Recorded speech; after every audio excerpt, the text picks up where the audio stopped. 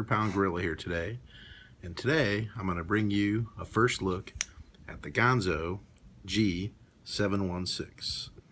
As you can see, it's a beautiful drop point blade. Looks like it's bead blasted. As usual, has the model number and the 440C steel inscribed on the blade. Brand name on the other side, Ganzo. This one has some unique features for a Ganzo, different than most of the run-of-the-mill Ganzos that we've looked at. For one thing, you're looking at an ambidextrous thumb disc with jimping along the sides, torque screw attaching it, it looks like, to the top of the blade. Axis lock, easy to open up with that thumb disc. And some of the most aggressive G10, textured, sculpted G10 I've ever seen on a Ganzo. I've got the 710, I believe, which is kind of a G10 that looks a lot like the Benchmade Rift, and that has a very textured but not as aggressive as this. I think the only way you could get something more grippy is if you were making it out of barbed wire.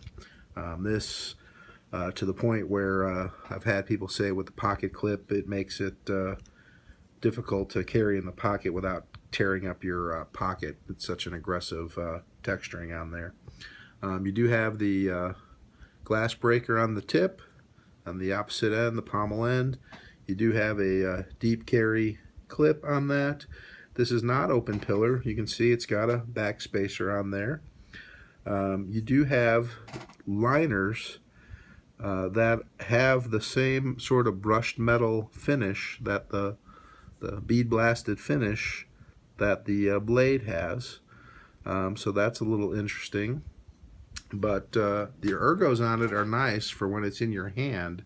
I just don't know that you'd want to have this as a pocket carry EDC. This might be something to go in one of those little pouch organizers that you keep in your center console, or you throw into your get-home bag, some type of, or your daily travel satchel, however you want to look at it. But let's go to some overall dimensions. You've got an overall length of 21 centimeters, or about 8 1/4 inches.